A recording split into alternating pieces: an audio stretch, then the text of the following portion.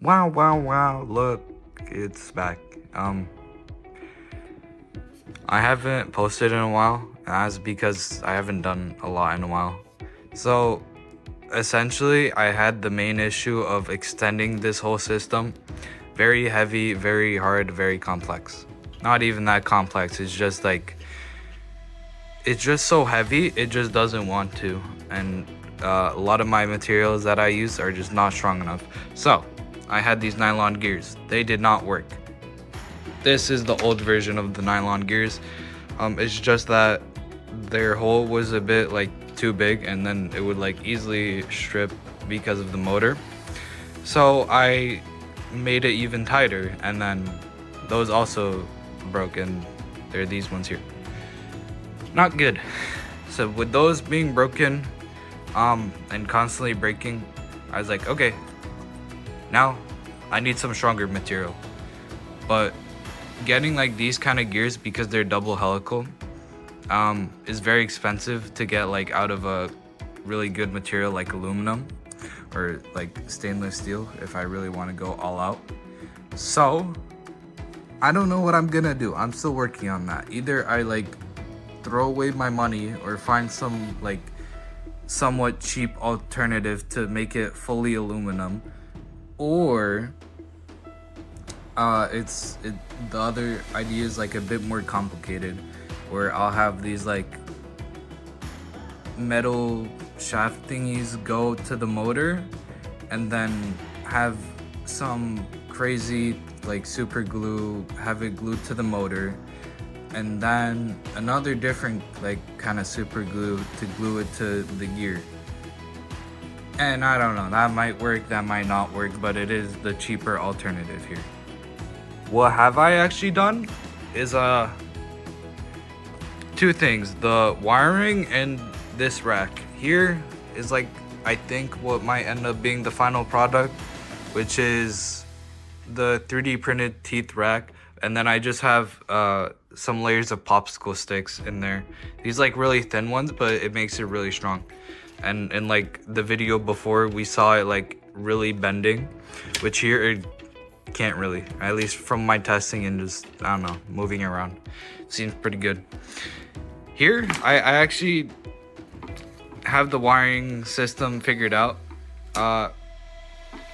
Before, I had an issue with figuring out how I'm gonna have everything wired, which was like having the motors turn one direction, and then whenever I want, turn it the other direction, and also whenever I want, have it off.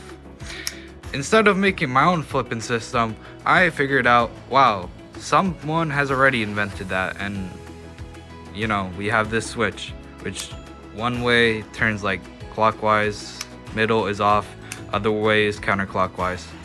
And it saved me so much time, and I don't know why I didn't look to Amazon. So I have all the wires soldered, bang, all connected. This connects to the brick of a battery here. And yeah. Oh, how I got to this final product here was first with these blue ones. These are the originals. I had this like little thingy that would connect them. I hammered it together, and I was like, that seems pretty strong, right? It wasn't. So the second take was basically same thing, except it had this like larger hook thingy connecting the two 3D printed parts. And you know what? That honestly maybe could have worked, but I already saw like a bit of bending, and I didn't want to like risk it, and I had time anyways to work on the project because I didn't know like what I'm supposed to do with these gears. So, you know, I switched it to the popsicle sticks, and the popsicle sticks are the goats. Everything seems pretty good with them, but you know, I haven't given them the full strength test yet. Still working on the project. This is taking a bit of time. I tried other gears. These are just like normal 3D printed ones to see if I was like tweaking or not. I was not tweaking, I just was running out of ideas. But I will first probably try the cheaper alternative of having like this sleeve, metal sleeve, go in and change like the shaft thingy hold on. To have a more in-depth explanation on this issue, this is like the motor I'm using. This normal motor. This is its shaft. It is a D shaft, which means it just has like kind of that, and that's what, you know, you have to like grab onto and hope that nothing will be an issue. See, D shafts are like butt because like they don't have great grip, not necessarily grip, but this will like easily strip stuff, and it's just not commonly used in like robotics and like engineering. Meaning there's not a lot of solutions to this because this is already like a bad system.